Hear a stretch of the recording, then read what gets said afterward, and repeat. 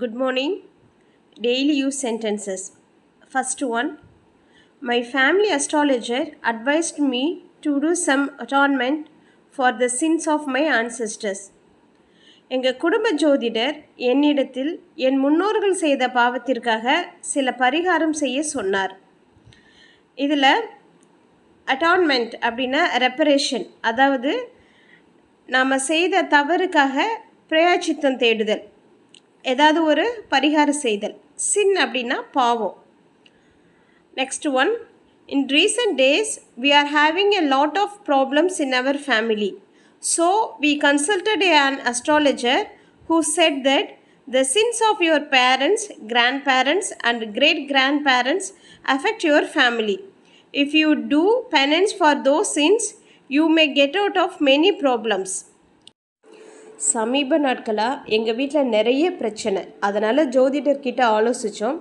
அவர் உங்கள் பெற்றோர்கள், தாத்தா பாட்டி, அவங்களோட பெற்றோர்கள் செய்த பாவங்களால் தான் உங்களுக்கு இவ்வளோ கஷ்டம். இந்த பாவத்துக்கெல்லாம் நீங்கள் பரிகாரம் செய்தால் பிரச்சனையிலேருந்து விடுபடலாம்னு சொன்னார்.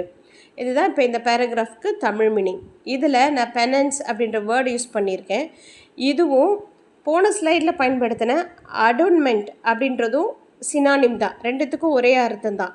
அதாவது செய்த தவறுக்கு பிரயாச்சித்தம் தேடுதல்னு அர்த்தம். Next one. My relatives always belittle my family and treats with derision. These actions have prompted me to find a good job and take a step forward to a healthy and wealthy lifestyle. என்னுடைய சொந்தக்காரங்கெல்லாம் எங்கள் குடும்பத்தை குறைச்சி மதிப்பிடுவாங்க. அவங்க எங்களை ஏளனமாக நடத்துவாங்க. இந்த செயல்கள் தான் என்னை ஒரு நல்ல வேலையை தேடி வாழ்க்கையில் நல்லபடியாக முன்னேற தூண்டியது. இந்த ஸ்லைடில் belittle அப்படின்ற ஒரு வேர்டு பயன்படுத்தியிருக்கேன். belittle அப்படின்னா சிறுமைப்படுத்துதல், பிறரை குறைத்து மதிப்பிடுதல் அப்படின்னு அர்த்தம். அடுத்து டெரிஷன் அப்படின்ற வேர்டு பயன்படுத்தியிருக்கேன். டெரிஷன் அப்படின்னா ரெடிகுலஸ் அப்படின்றது ஈக்குவல் சினானிம் வேர்டு, அதாவது ஏளனமாக அல்லது கேவலமாக அந்த மாதிரி அர்த்தத்தில் வரும். அடுத்து ப்ராம்ப்டட் அப்படின்னா தூண்டப்படுதல் அல்லது தூண்டுதல் அப்படின்ற அர்த்தம். Next one. இது ரெண்டு பேர் மூன்றாவது நபரை பற்றி பேசுகிறாங்க. I think Renu's mother was persuaded by Pooja's mother to spoil Raja's family reputation. ராஜாவுடைய குடும்ப பேரை கெடுக்க ரேணு அம்மாவை பூஜா அம்மா தான் தூண்டிவிட்டாங்கன்னு நினைக்கிறேன். Yes sister, Pooja's mother who is very greedy and envious of Raja's wife, but Renu's mother who is innocent. ஆமாக்கா, பூஜா அம்மா பேராசை உடையவங்க. ராஜா மனைவி மேலே அவங்களுக்கு பொறாமை இருக்குது. ஆனால் ரேணு அம்மா வெகுளியானவங்க. இதில் பெர்சியூடட் அப்படின்னா ஒருத்தவங்களை ஒரு விஷயத்தை செய்கிற மாதிரி தூண்டி விடுறதுக்கு பேர் தான் பெர்சுவேடட் அப்படின்னு அர்த்தம். அடுத்து கிரீடினா பேராசை, என்வியஸ் அப்படின்னா பொறாமை. இது எல்லாமே உங்களுக்கு தெரியும். ரெப்புடேஷன் அப்படின்னா நற்பெயர், நன்மதிப்பு, இதெல்லாம் அர்த்தம். Fifth one. Hi sister, come inside, open the window please, I need some fresh air, I haven't seen you in ages. அக்கா வாம்மா, ஜன்னலை கொஞ்சம் தெர, காற்று வரட்டும், உங்களை பார்த்து ரொம்ப நாள் ஆகுது. S dear, 2 months before my maternal relatives were hospitalized, so I went there to inquire about their health and I stayed there for a month.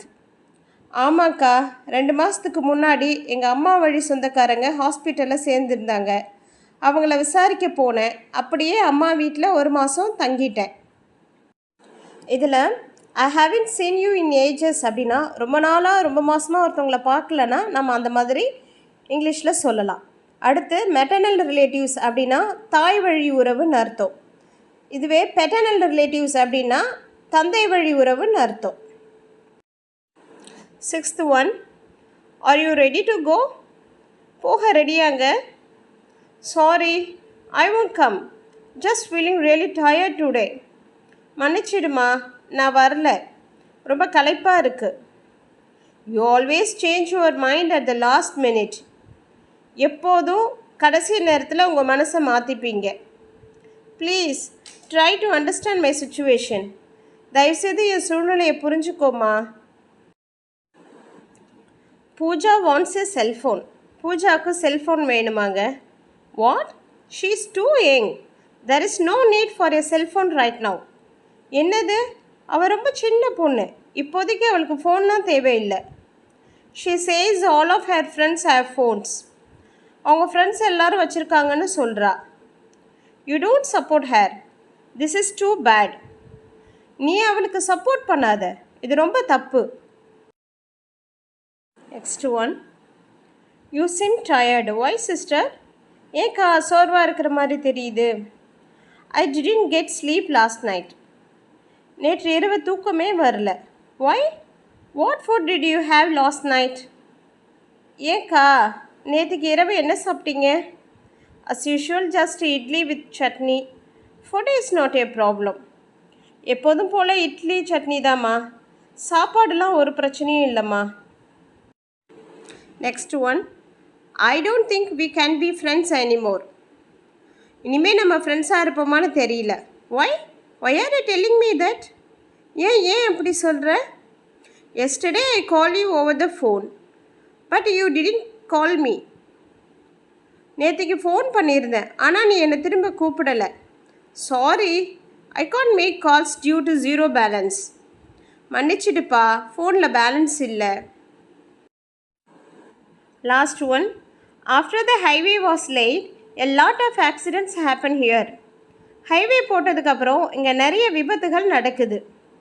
S, you are right, because most of the nearby villages and towns are connected by this road. People commute to and from their workplace using this highway. That's why the road is often choked with traffic and accidents happen. ஆமாம், நீங்கள் சொல்கிறது சரிதான். ஏன்னா பக்கத்து கிராமங்களும் நகரங்களும் இந்த சாலை வழியாக இணைகிறது. ஆஃபீஸ்க்கு போகிறதுக்கு வர்றதுக்கெல்லாம் மக்கள் இந்த ரோடு வழியாக தான் பயணம் செய்கிறாங்க. அதனால் இங்கே அடிக்கடி போக்குவரத்து நெரிசல் ஏற்படுகிறது. போக்குவரத்து நெரிசல் ஏற்படுறதுனால விபத்துகளும் நடக்கிறது.